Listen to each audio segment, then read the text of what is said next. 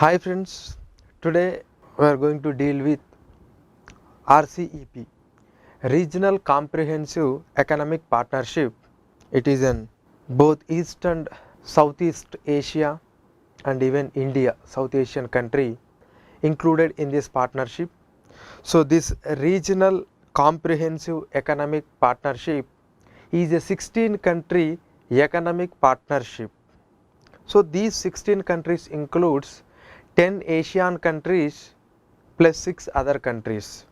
So here 10 Asian countries includes the Myanmar, Thailand, Laos, Vietnam, Cambodia, Malaysia, Indonesia, Singapore, Philippines, Brunei, and 6 other countries includes China, India, Japan, South Korea, Australia, New Zealand. So this entire region want to form an economic bloc where the barriers for the trade and investment will be reduced, and so that whatever the trade and commerce will be transacted without so much any hassles. So actually the concept of RCEP mooted in the year 2011, but the discussions are started from 2012, and at that point of time there is a counter agreement has also concluded in this Asia Pacific Pacific region, Trans-Pacific region. We call it as Trans-Pacific Partnership, which is led by United States of America. But anyway, the Trans-Pacific Partnership is not that success, because before getting into the agreement itself, the United States of America want to withdraw out of that, and remaining countries are trying for that. But when it comes to the RCEP, this entire process has led by Asian countries, and in their Asian meet at 2011, and they decided to form a regional comprehensive and economic agreement, and that is what now we are calling it as RCEP, and a comprehensive economic partnership in this region. And when it comes to this region, so we will discuss what is the importance of this region and what are the trade relations in this region. And when it comes to India, yes, what is India's relations with this region, and what this agreement is going to do, and what are its positives and negatives on India's economy, and what is its future, and why countries are coming together to form this group. This we will discuss in this video. So here the thing is, when it comes to this region is almost consisting of 45% of the global population, because the biggest popular countries both China and India are in this region. And when it comes to the economy, so the 33% of the world GDP is from this region, and when it comes to the world trade, almost 30% of the world trade is happening in this region, So here, when this region has such a potential, because now the world largest growing country India and later China are in this region, and the Asian tigers, yes, they have maintained such a higher growth rate in the history, yes, those countries are in this region. And the third largest country, yes, Japan is in this region. So and in terms of PPP, India is in this region. So here there is a scope for more economic activity in this region, but unfortunately this region has not performed well when it comes to this trade relations. See, ASEAN come as a group, and in that point of time, yes, ASEAN is doing well on its own 10 members. But when it comes to India's ASEAN relation, China's ASEAN relation, Japan ASEAN relation, and China Japan relation, India Japan relations, these are not that expected. There is a lot of potential to that, but unfortunately we are not reaching such targets in this economic trade. So here, that is the reason why these countries want to come together. So whenever they try to make a deal on this, because recently the 28th round of these discussions over at Vietnam, and I think in the October they wanted to meet in Bangkok, and they wanted to make it final by the month of November or December, by otherwise at least by the end of this year they wanted to start this RCEP, whatever the regional comprehensive economic partnership. So they wanted to start this. So here, before getting into this, so actually why we wanted to start this group? Because when we looking into the world economy and the world trade relations, and the trade relations are changing gradually, and when WTO came into existence in the year 1995, and we said that yes, every country should open their market to all other countries, and in the same way other countries also should open market for these countries. But unfortunately this is not happening because of some reasons, and there is some discrimination by some of the countries. And recently if you see, some protectionist tendencies are growing, and the concept of deglobalization is also evolving, and some of the western countries, they are not interested in this globalization and the opening of economies for all other countries. And moreover, after 2008 economic slowdown, the western market consumption capacity has come down, and China has affected more because of that. So here the thing is, instead of depending on only one particular market or a traditional market, if we diverse our market, then each and every country will develop, and their trade and economy grows. So certainly we need to diversify our exports. And when it comes to this Asian region, yes, it is a producing region and also consuming region, because more amount of people are there, and almost 35% of the GDP is generating from this region. So why can't we come together, and why can't we make an agreement, and in order to transit the trades and services and investments in this region. So whenever they are coming to this agreement, their main focus is on that the trade in goods, services, investments, and some trade disputes and intellectual property rights are to be flown free from one region to another region, one country to another country. That means, suppose if India is exporting some products to some other country, and some country is exporting products to India, then our whatever the regulations, rules, tariffs must be in such a way that it should promote more and more amount of trade. Unfortunately, until recently, India, or to that matter so many countries, don't have such a flexible mechanism in order to attract the goods and services from the other countries, and even to invest and even to export the goods and invest in investments in some other country are not that conducive. So with this, the governments of this region, they come together, and whenever they are making this agreement, and they are strict about that, and we whatever our agreement must be compatible with the WTO rules, and we must facilitate for both trade and investments.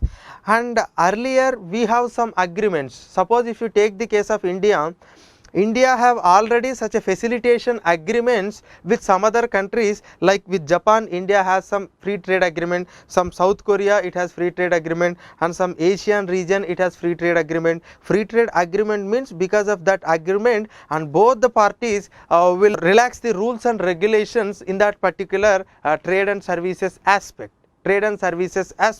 So here now whatever we are doing this RCEP must be an improvement to the existing FTAs, then only these things will work out, otherwise it won't work out. So that whatever the FTAs, whether it is about Asian countries have, either China have, or Japan have, or India have, and these RCEP must be an improvement to the already existing FTAs. So again, we need to transfer a technical assistance and we need to provide technical assistance to some other countries. So based on these principles and we come together to start a regional comprehensive economic partnership agreement in both trade in goods, trade in services, investments and intellectual property rights and economic and technical cooperation and even e-commerce, So here, so before we getting into how this agreement really works, but let us look into the 16 countries actually what is their economic position in this region. So if we really looking into the population wise, as China is a highly populous country, and when it comes to the GDP wise also, China is having highest amount of GDP in this region. Later we have a Japan. And here when it comes to the current account deficit or current account balance, because the difference between export and import, and the most of the countries, almost I think more than half of the countries in this region are maintaining a balance in this their current account. That means they are exporting more both in goods and services compared to their imports. So suppose if you take the case of China, it is surplus, Singapore it is surplus, Malaysia it is surplus, Brunei it is surplus, Philippines it is surplus, Vietnam it is surplus. Yes, these the countries are surplus, but yes, India and some other countries are in deficit, but some of the countries are doing good in this trade relations. And here again when it comes to the doing of services, in case of services, yes, in these countries the India, the Philippines, Japan and even Thailand, they are doing somewhat better in services. That means maybe there is a deficit in their goods trade, but there is a surplus in their invisible trade, that is in the services trade. But again when it comes to the only goods, it is the Singapore, China, Japan, Korea, they are maintaining surplus, high surplus. These are the high surplus maintaining countries, and some of the countries like Laos and Cambodia, they are not performing well in services. So that means if you analyze the overall the trade analysis or the analysis of how the trade is happening, here some of the countries are maintaining a current account balance and some countries are good at in merchandise or whatever the trade in goods, and some countries are good at services, but on overall the half of the countries are maintaining surplus in their current account. And even if you take the case of the trade as a percentage of GDP, the Singapore is doing very nice, because Singapore is compared to its GDP, it is more than 3 times it is doing the trade, because it's something like we call it a sports city, in the sense where it will important, because the city is a place for shipment, it don't do any economic activity, but simply it will import and it will export, and that thing is done in case of this Singapore. So here this is something about the whatever the trades in goods and services, because why we are actually dealing with this is, suppose if we really concluded a free trade agreements like RCEP and a comprehensive agreement, then we need to analyze how the countries are going to benefit out of this trade agreement both in goods and services. So then only we can assess the both the positives and negatives of this RCEP. So here when it comes to the partnership, yes, unfortunately if you really looking into this all the 16 countries, whether in case of export or whether in case of import, the 5 major partners both in case of export and imports are mostly not from this region but from the other region. That means these region countries are doing trade more with the other region but not with this region. And if you really take the case of India, and except in case of Laos, none of these 15 countries having a good trade relations with the India, and India is not even in the first 5 topmost either exporter or importer list. And even if you take the case of India also, India don't have any country except China, and it don't have any country in this top 5 exporting and importing relations with the India. That means though we have geographically connected together, but economically and trade wise we have not connected. That is what we need to draw from this information. So here the thing is, actually we are close together and we are top. Yes, China is there, Japan is there, India is there, Korea is there. Yes, these are the top countries, but still there is no good relations, and India is exporting services to some other countries, but unfortunately it is not utilizing its own markets. And whatever the trade agreements we have concluded, and free trade agreements, it is a recent phenomena, that too in the year 2011 and after that. So that means though this region is well connected geographically, but unfortunately economically this region is not connected, not well connected. And some countries, yes, in case of Southeast Asian region, in case of Southeast Asia, the Asian countries, to some extent, yes, they have done better. In Asian countries they have done better, but the group ASEAN with the others, it is not that expected. The potential is very high, but unfortunately we are not doing well.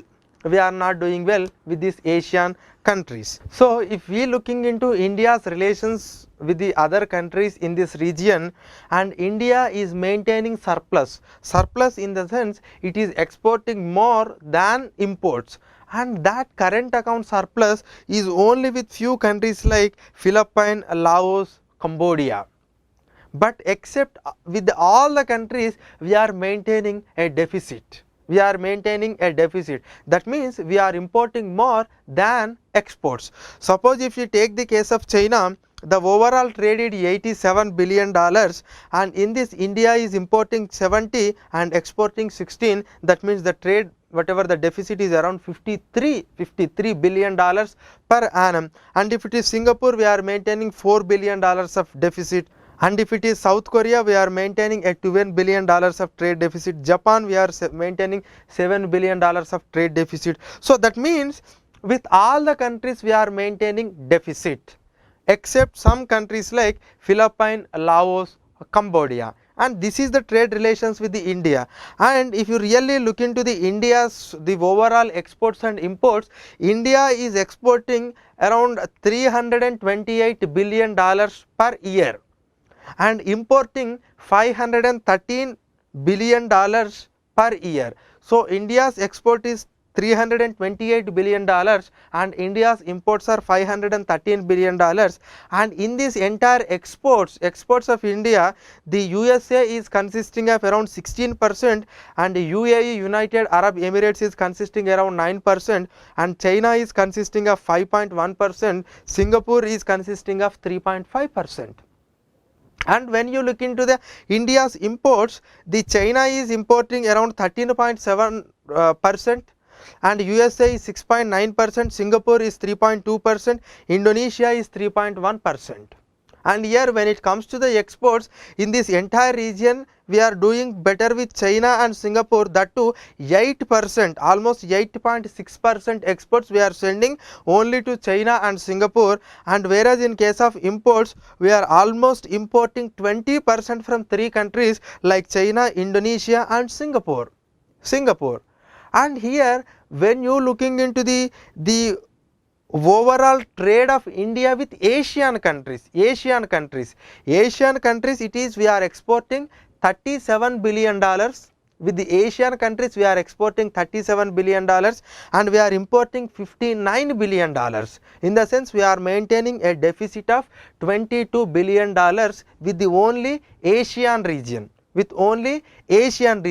Suppose if we looking into the entire overall the remaining 15 countries in the RCEP region, and our whatever the deficit we are maintaining, that deficit is more than $100 billion.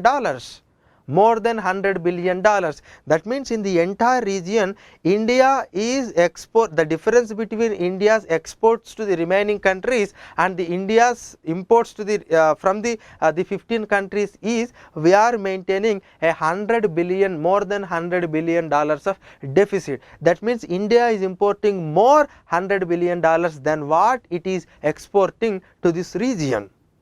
So before we getting into that, you need to understand how the India is maintaining this relation. So India is more depending on the region, but it is not exporting more to that region. That what we need to understand. And here So when this is a type of relation, how we need to move forward in this RCEP, So here actually we are concluding an agreement, with the entire region. So in order to liberalize, that whatever the trade regulations. So here the trade regulations means it includes both tariff and non-tariff barriers.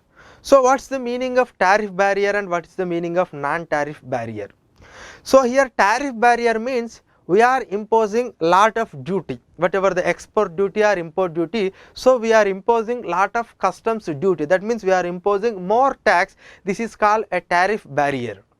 So what is a non-tariff barrier? Non-tariff barrier is apart from tariff, that means some rules and regulation, procedures. So these are somewhat where they are very complex, so that the other countries are feeling some sort of difficult to do trade with the India. So that is the reason why here we are going to commit both soften the trade and non-trade barriers, and that what we are going to conclude an agreement. And if we conclude such an agreement, then the whatever the foreign goods and services can easily come to India, and investments can also come to India, and even Indian goods and services and investments can go to these 15 countries also without much complex procedure and without much taxation. So here that is what we are doing.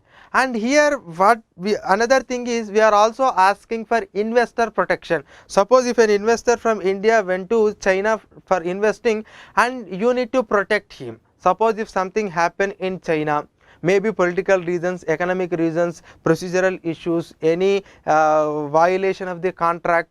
So these things, so here you need to protect the investor, and if you ready to protect the investor, then everyone can come and anyone can come and invest in the country. So here our main focus is on this doing relaxation in both trade in goods and trade in services, and trade and even this investment protection. So if we do this, certainly yes, we can export more and more, import more and more, and invest more and more, and then if the inter-trade really grows, certainly it will benefit to the domestic economy of respective countries. But here there are some questions are there. So India is raising some of the points, because it is hurting the India sentiment. And just before we getting into India's concern, why actually these countries want to come together to form a regional group? Is there any factors that are affecting these countries? Yes, there are some factors are there. And here what are the factors that is necessitating for this region to come together to form a regional group, a regional economic group? Because there are some factors are there. See, the factors are, suppose if you looking into the world economy, the world economic growth is coming down, and these countries are not finding a suitable market in the Western countries. And Western countries, some of the Western countries, I already told, they are following a path of protectionism and they are not allowing. So instead of searching for a different markets, why can't we utilize our own region potential? That is the one thing that prompted these countries to form together and to form a regional economic cooperation agreement. So here when foreign countries and when other region countries and they are following such a deglobalization tendency, why can't we come together? And here another thing is that yes, all these countries have their own respective markets in the world, but here why can't we diversify our markets, and why can't we really do trade among themselves? And even if you take the case of India and China, there is a higher consumer base in these countries, and why can't we utilize this market? So this is the things that are really prompted these countries to come together. And there is another interesting thing is that yes, now some of the countries, the developing countries and those who have not developed in the last 50 or 60 years, now they started their own developmental path. Now they are developing, they are maintaining high amount of growth, and they are using some technology, and they are producing more and more. Their technical capabilities are increasing. So now their resource efficiency is increasing. So now they are producing more and more, and if they produce more and more, they need a market. And here, yes, they are searching for the market outside, but the outside environment is not conducive. So that is the reason why can't we come together. So these are some of the factors that led to the formation of this RCEP. So each and every country is interested in this grouping, because they wanted to get a benefit out of this agreement, either by importing the products from the our own region. But suppose if you import it from the foreign country, that is western countries, then the trade and transit cost will be high, and they will impose a lot of restriction. And suppose if we have our own comprehensive area, economic area, then we can import at a lesser price, and also we can export so that our region entirely grows. This is the philosophy behind this. But here, yes, this is fine, but India is having its own concerns about this entire proposal. Yes, it looks very good. Suppose if India join this, yes, certainly India can export to different 15 countries. Now we are getting, because all the countries are going to relax the rules and regulation, and also relax the tariffs. So it's better for India. Why we need to wait for the western countries or some other countries? It's fine. But India's concern are that, see, India is already maintaining a deficit with this region. I told more than 100 billion deficit is there. That means we are importing more and more than what we are exporting. So this is not something good for India, because we lose our foreign exchange, because we need to pay. We are losing every year more than $100 billion of foreign exchange in the name of imports with this region. And here in this entire deficit, almost the more than 50% of the deficit is with the China. More than 50% of the deficit is with the China. So if we really have such a levels of deficit, can we really conclude a free trade agreement which will again gives a free access to import their products to India?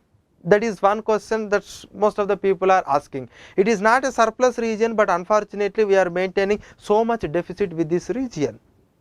And if you really to look into Asia, it is $22 billion. If it is China, it is almost $54 billion. And it's with the same the case Japan, Australia, New Zealand, South Korea. So we are maintaining such a deficit, then why again we are relaxing the rules and regulations for this? That is the first important question that is raising. Second one is, if you really looking into the past free trade agreements, see, India started its agreements with 2001 with Sri Lanka, and then later we have concluded so many agreements. And here the past experience of this free trade agreement shows that, and even in the Niti Aayog report also states that India's exports to FTA countries not outperformed. Suppose if you take the case of the same Asian countries in the year 2005 and 6, because in the year 2010 and 11 we concluded an agreement. In the year 2005-6, our exports to Asian region is $10 billion, and our imports to Asian countries is $10 billion. But after this free trade agreement with the ASEAN in the year 2018, the exports has gone up to $37 billion from $10 billion in the 10-year period. And if you take the case of imports, our imports has gone up to $60 billion compared to $10 billion, from $10 billion to $60 billion. So that means if you really look into exports after FTA, we increased our annual exports only by $27 billion, but whereas we started importing $50 billion more per annum from this block because of this FTA. That means FTA, whatever the earlier so called free trade agreements, are not working towards the advantage of India, but perhaps it is working as an advantage towards the other countries with which we are doing the trade. This is the past experience of free trade agreements. And here India has signed, there is another report from the economic survey, India has signed 28 bilateral multilateral trade agreements with various countries and group of countries. And if you really looking into, if we really looking into the overall our exports and overall imports with this exclusively the whatever the free trade agreement countries, it is when it comes to the exports of India. So, out of overall $328 billion of exports, we are doing $121 billion of exports with the free trade agreement countries, that is 28, either it is bilateral or multilateral.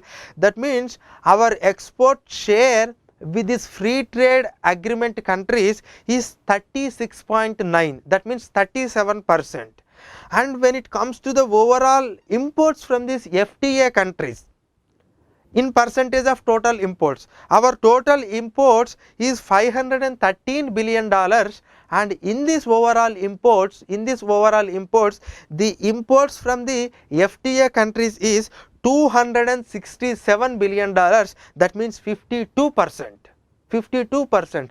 That means, so though we concluded an agreement, a free trade agreement to liberalize the trade restriction, both tariff and non-tariff, both in goods and services and investments, but unfortunately our exports to these free trade agreement or whatever the economic agreement countries only 37%, but whereas we are importing more than 52%. That means overall our imports in our total imports, the 52%, more than half is coming from exclusively these free trade countries. That means the free trade agreements are not working to our advantage. This is what actually the figure shows.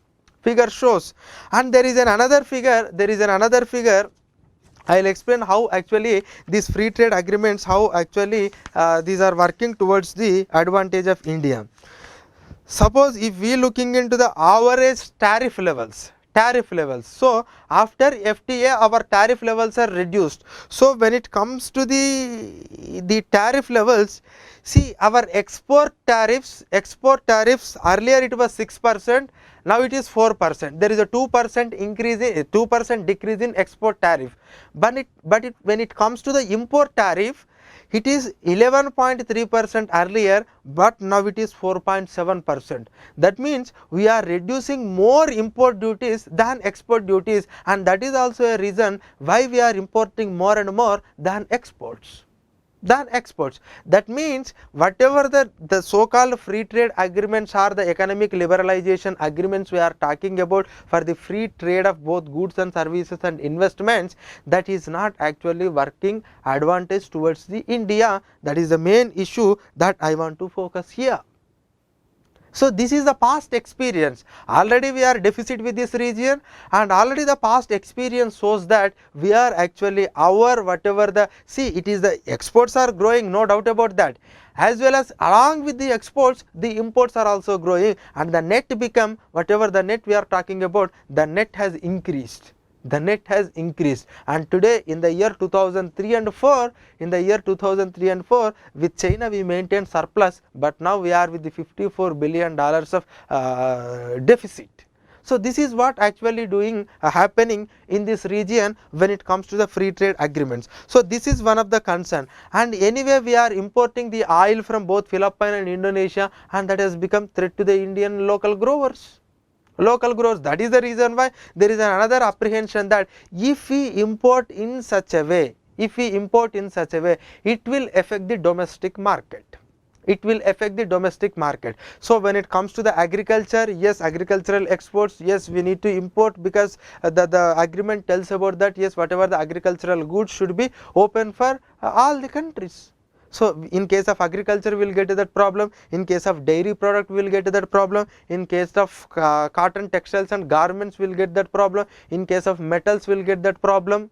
So in case of plastic, whatever we are importing from the plastic articles from the China, we will get that problem. It is about steel, aluminum. See, there are many products, metals, there are many products. So if you open our economy, we need to import all these products at a lesser price, and that may not be competitive to the domestic market, and it might exploit the domestic industry and domestic manufacturing sector. That is one of the biggest concerns of the so many groups in India, because with this agreement, the past agreements show that we need to import more and more. And here, suppose if we really conclude this agreement, this becomes a problem to all these small sectors in the economy. That is one of the major apprehension. And if we really looking into the present day, and whatever we are importing oils from Indonesia and Philippines is now becoming a threat to the Indian oil seed growing farmers. And when it comes to the rubber, yes, we are importing from the same the Vietnam and Indonesia. Now it has become uncompetitive to the domestic rubber manufacturing and the cultivators. And when it comes to this pepper and cardamom from Sri Lanka, we are importing more, and that has become a problem to the Kerala farmers.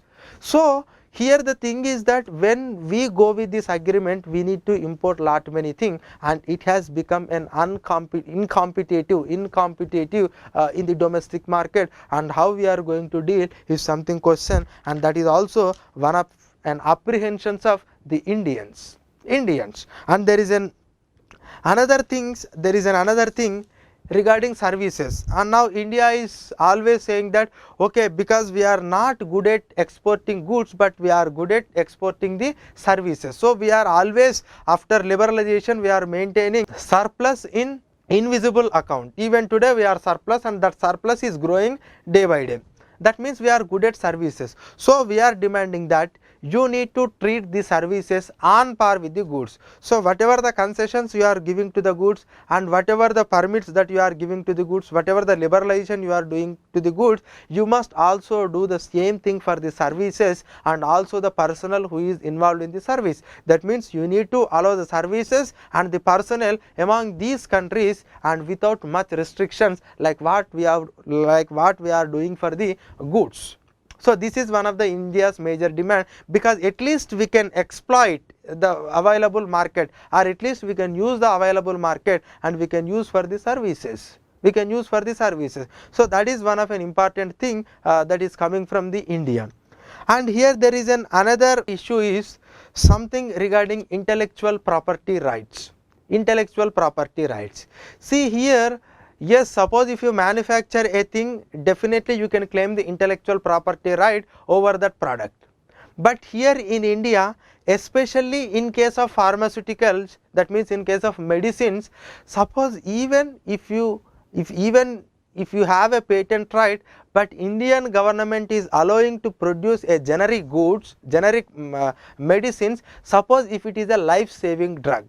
So here we don't allow a royalty payment for the intellectual property for the life-saving medicines, and it has become a big issue between America and India in case of these pharmaceuticals. So whenever it comes to this intellectual property rights, and that too on this essential medicine, essential things, yes, India is saying that we need to relax. We have to be relaxed. Because this is our own because it is our own policy, and we consistently maintaining since this India's Patent Act when it enacted in 1971, and we don't want to pay more and more royalty on the name of intellectual property for these life saving things. So it has also one of an issue that need to be settled. Otherwise, a medicine which is available in India now at 100 rupees will become suddenly it is 5,000 or 10,000. Because you need to pay royalty, but at least in case of some of the things they need to be relaxed. So that is what another India's concern. And when it comes to the another thing is, it is about investments. So suppose, yes, Indians will invest in some other countries, and some other person will come to India. And suppose if there is a violation of agreement, or if there is something wrong happen these investments, and they are talking about some international level dispute settlement, but India is not interested for its domestic laws to be challenged by the international tribunal. So whatever the international tribunal, you must not challenge our domestic law.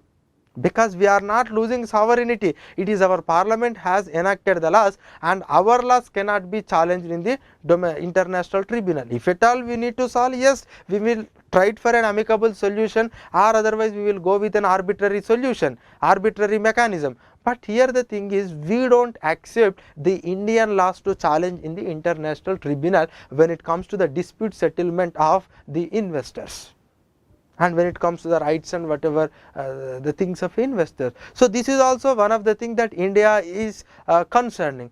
And there is another thing is that when it comes to the e-commerce, yes, now yes, if at all you want to do e-commerce, definitely certainly the data has to be transferred from one country to another country.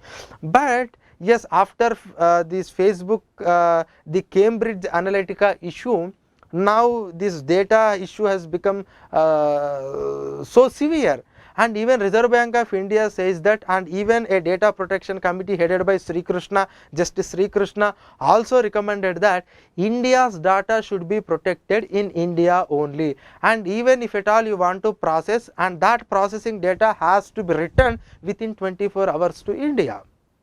So when our domestic laws are and our domestic policies are such a stringent level, and how we really dealing with these foreign countries, whether we wanted to relax our own data protection law, or otherwise we will do some sort of concession with that countries, that is also one of the important thing. So these are some of the issues that India is concerning. It is about balance, it is about the trade deficit, it is about the previous FTA agreements, it is about the domestic manufacturing base and agriculture and rural sector, and it is about the competition from the foreign countries, and it is about the whatever the investors dispute settlement, international arbitration, it is about intellectual property rights, and it is about the data protection, and it is about the trade in services and also movement of the personnel. So these are the issues are there with the India. So now how India is going to act on this, we need to look into, but here there is another interesting thing is that, so China is gradually encouraging India to join in this RCEP. Anyway, India is also somewhat interested to join in this agreement, and recently what happened at Mamallapuram, and the report says that even this RCEP negotiations has also came for discussion, and China has persuaded India to join in this regional comprehensive economic partnership. So here the thing is, when it comes to India, yes, there are problems with the India. So if with this problem India joins in this RCEP, certainly we will get some problem. Definitely our domestic market has to compete, and sometimes we may lose, and our trade deficits really grow. This is a true thing.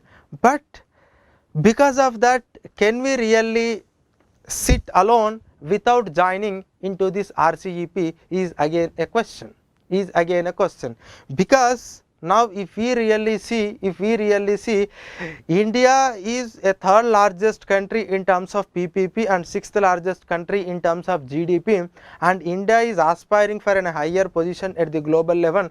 Technologically we are good, service sector we are good, manufacturing sector we are good, agriculture sector we are performing well in some sectors. But here the thing is, we are thinking about whether to join in this or not to join in this. Suppose if we don't join in this, I think India has lost an opportunity to decide the regional rules in this region, because when 15 countries are coming together to form a group, and if you are a bigger player in this region, and suppose if you are not participating in this region, certainly your influence may go down, because you don't want this trade relation, and on the other hand the relations between the China and all these countries, they will grow. Yes, to some extent it is negative extent. When China don't have an FTA with the ASEAN group, it has from 6 countries, it has China maintained a deficit of $53 billion. But after the 2010 FTA, what happened with these Asian countries? Now China is maintaining around $54 billion of surplus. So the maintaining surplus and deficit is not only problem with the India, but other countries are also facing. And on the other hand, when we have a large production base, and on the other hand the western countries, now they are started using these protectionist policies, and anyway we don't have a good relations with our own region in this east region, and it's better we start a good relations in terms of trade with this region, because otherwise we lose the opportunity. Earlier our focus is not with the eastern countries. Yes, when PV Narasimha Rao, he started with Lookist policy, and when Narendra Modi came to power, he started Actist policy. So it is part of Actist policy. We need to explore the opportunities in the eastern and Southeast Asian countries. Now the Actist is not strictly only towards the east, it includes easternmost and it includes southeastern. So here we need to utilize the markets, we need to utilize the markets of these countries, because we need to diversify our exports. We need to diversify our exports, and consistently we cannot maintain on only some of the countries. If we really maintaining and if we are really depending on only few countries, and majority of our trade is only with the few countries, something we cannot grow. That is not a good thing. We need to exploit, we need to explore the different markets in the world. And when western countries are doing such a tactics, definitely we need to. And if we really don't try to involved in this RCEP, and after RCEP agreements, even though if we have a free trade agreement with Japan, Korea and ASEAN, it will become difficult for India to export the goods to this region and also to import from that region, because the RCEP already said that whatever the agreements we are doing in RCEP should be much more flexible than the existing FTAs. Suppose under the present FTA, present free trade agreement, suppose if we decided to reduce the trade to only 4%, RCEP will bring it further down and it will make it 3 or 2. Otherwise, then only the RCEP will become success, and if FTA is much more better than RCEP, then there is no point in concluding this RCEP. So if under RCEP they are getting a benefit of only 3% of the duty, then why they will export from you and why they will import to you?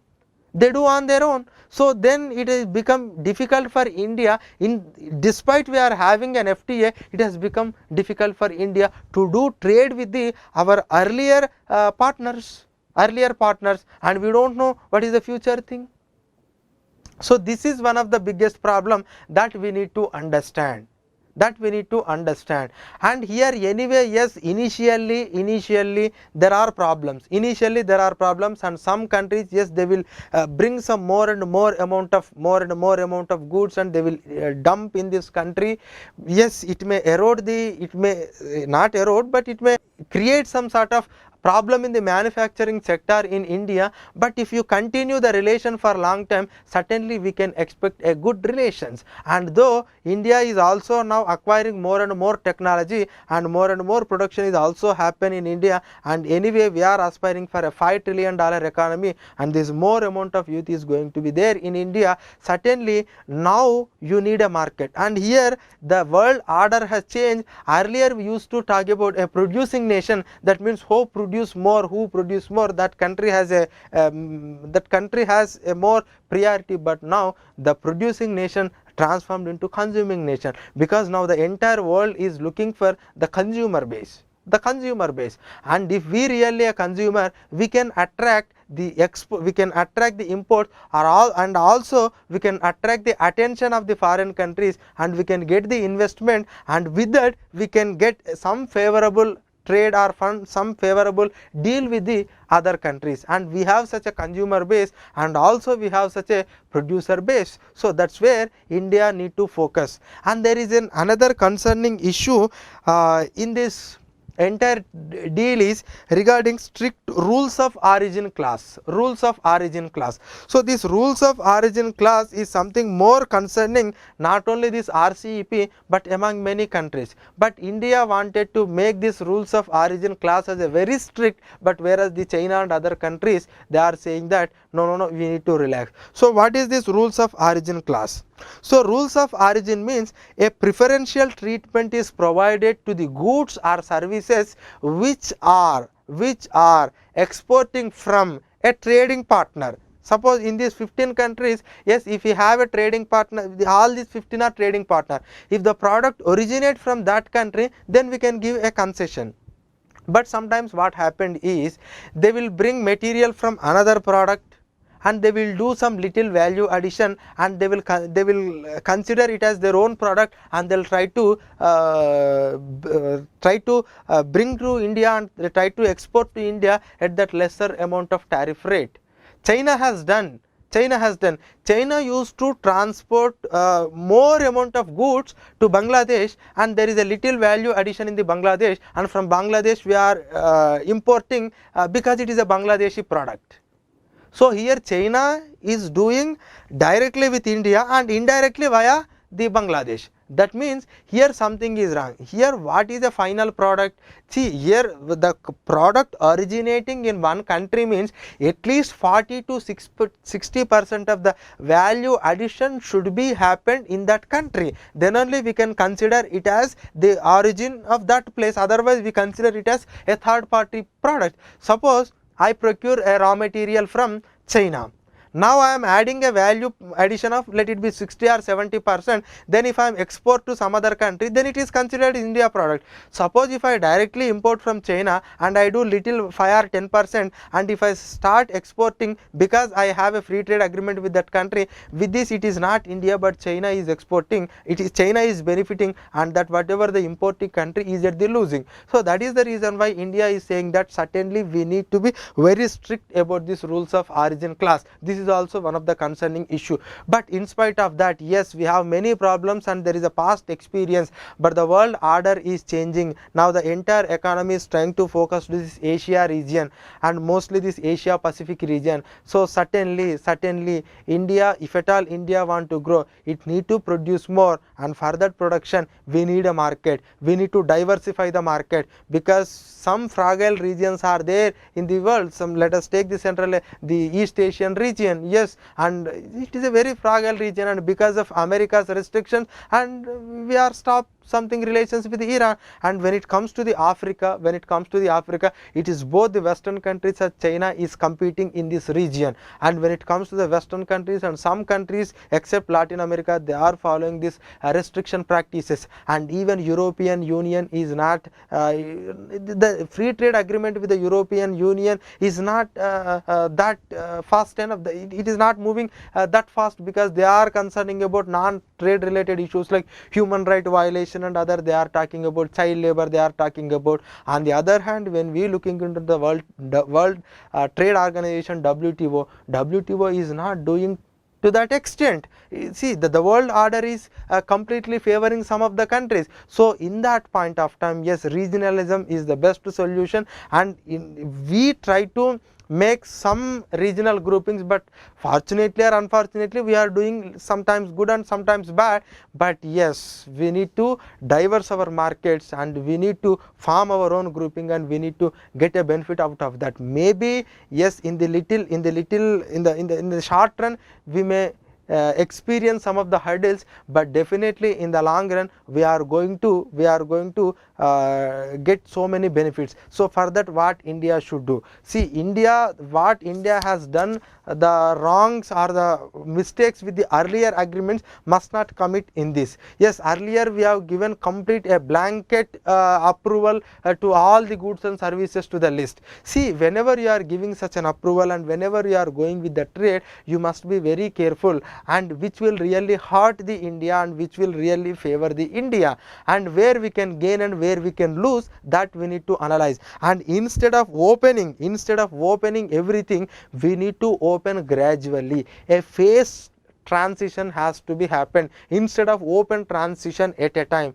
and we need to give concession on some issues and concession on we need not to give concessions on some other, and the reports are saying that almost 70% of the products India has given an approval. Yes, in some cases it is necessary to give, but are you really bargaining in the same way where you have a strength like services and services personnel, and are you really discussing more about to bring so much of investments where India need a lot of investment? Are you really talking about intellectual property rights and the data protection? So here the thing is, you need to give some concession, not with the overall concessions, and whenever you are giving concession, the import concessions and export concessions should be on par. You cannot reduce the imports more and more, and you cannot reduce exports very little. So this imbalance will actually bringing so much of deficit. So we have our past experiences, so that limited concession and gradual phase out or gradual integration with this region,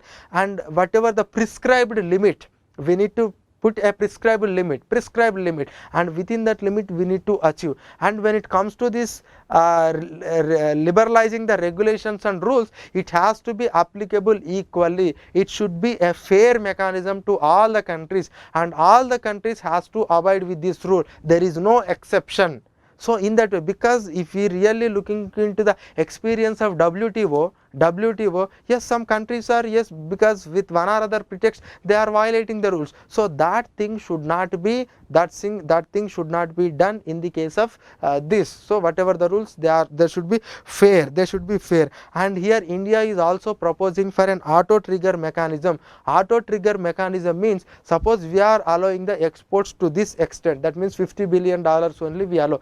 If it exceeds the $50 billion, the imports duties will automatically come into effect. So there is no need to have a formal discussion and all. So that is what auto triggering, that's what India is proposing. So but whatever it may be, India should really fight for or negotiate for a fair rules, and India should integrate with this region gradually instead of openly. So let us hope that with this agreement, yes, anyway they are going to finalize it in this month end, and let us hope that this should not become like another World Trade Organization, and let us hope that the fair rules and regulations should be adopted in this, and whatever the trade and non-trade barriers and also investment and services, yes, everything should be treated on par, and every country should get a benefit. Because recently, yes, when it comes to the last Wuhan to now, if you see, the China is gradually allowing our Indian agriculture and pharmaceutical products more to reduce the deficit, and this sort of approach should be compulsory if at all we want to succeed in this negotiation.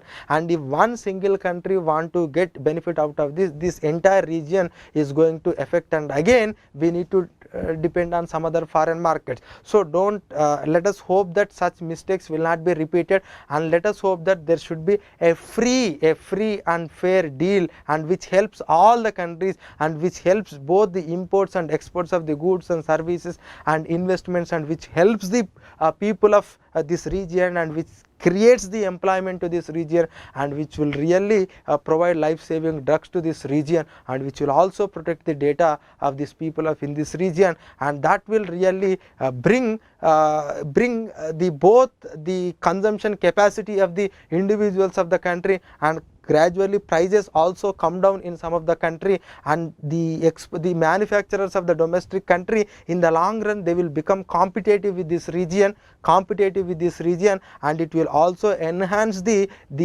domestic GDP, domestic production levels, domestic growth level, and also it will lead to the regional growth level. And if you take the case of European Union, and if you take the case of NAFTA, see, they have their own agreements, though TPP has not succeeded, and let us hope that whatever this Asian region, whatever they are doing RCEP, yes, it should become a bigger deal, and it should become a best deal, and in the coming days let us hope that this extended to the remaining Asian countries, and let us hope that this region will bring a prosperity, and whatever the issues, yes, we will try to resolve it amicably, and try to bring a fair and try to bring a prosperity to this region. And with these words I am concluding. Thank you.